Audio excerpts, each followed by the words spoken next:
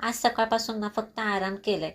कारण आहे ना चकोलीसोबत माझं जे रुटीन आहे ना ते सगळं बदलत चाललं आहे. चकोलीमुळे नाही का दिवसा झोपायचं, रात्री जागायचं हेच सध्या चालू आहे. काय माहिती तिचं रुटीन कसं काय बदलते. आमच्यासोबत झोपायची तिला खूप सवय लावते, पण ती सवय थोडे दिवस राहते, परत ती सवय बदलते. ती रात्री कमी आणि दिवसा जास्त झोपते. रात्रभर असा एवढा त्रास देते ना की रात्रभर आमच्या खांद्यावर नुसती खेळत बसते. आता काय करावं तेच समजत नाही आहे. मग तिच्या रात्रीच्या झोपेमुळे आता सुधरत तर नाही काय, मग रात्री तिच्याबरोबर जागत बसावं लागतं, तिच्याबरोबर खेळत बसावं लागतं. त्यामुळे मग दिवसा झोपायचं. आजकाल हेच रुटीन चालू आहे, म्हणून दिवसा काहीच शूटिंग करणं, व्हिडिओ शूट करायला काही पॉसिबल होत नाही आहे. मग संध्याकाळचं जे काही आहे तेच व्हिडिओ शूट करते. म्हणलं तेवढं तर व्हिडिओ शूट व्हावं.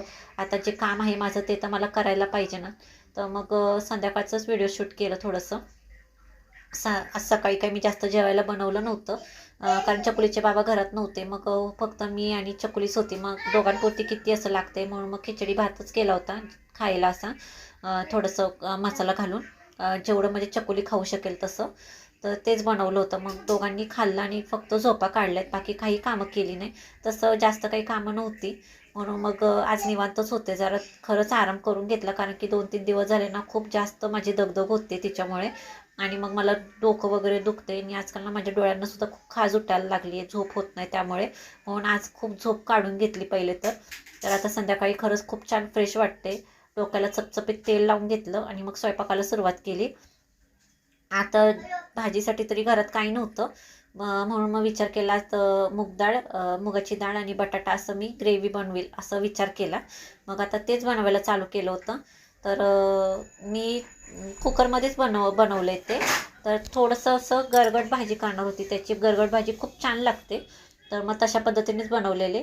चपात्या वगैरे करून घेतल्या आणि सोबत तळूनसुद्धा काढून घेतलं. तर मी हे थोडंसं आपलं तेलामध्ये नाही का शेलो फ्राय करून घेतलेत पापड. हे उडदाचे पापड आहेत. तर हे मी थोडेसे शेलो फ्राय करून घेतलेत.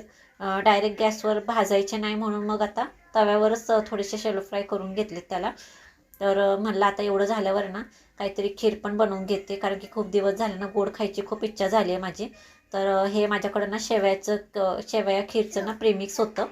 फक्त दूध उकळवून ना त्यात घालायचं आहे, बाकी काहीच करायचं नाही आहे. मग इथं ह्याच्यामध्ये अर्धा लिटर दूध तसं दिलेलं आहे, अर्धा लिटर दूध घालायचं. पण त्या अर्धा लिटर दूधमध्ये मी बनवून बघितलेलं एकदा, खूप जास्त पाणी पाणी वाटतं. म्हणून मी इथं थोडं दूध माझ्या हिशोबाने मी दूध घेतलेलं आहे आणि तेवढ्या प्रमाणातच मी बनवले आणि वरून साखरसुद्धा घातली, कारण की साखर न घालताना थोडं पांचट लागतं. त्यामुळे मग मी माझ्या पद्धतीने बनवले ही खीर. तर आपली खीर बघा इथं उकळून तयार झाली आणि जेवणसुद्धा रेडी आहे. चलो बाय.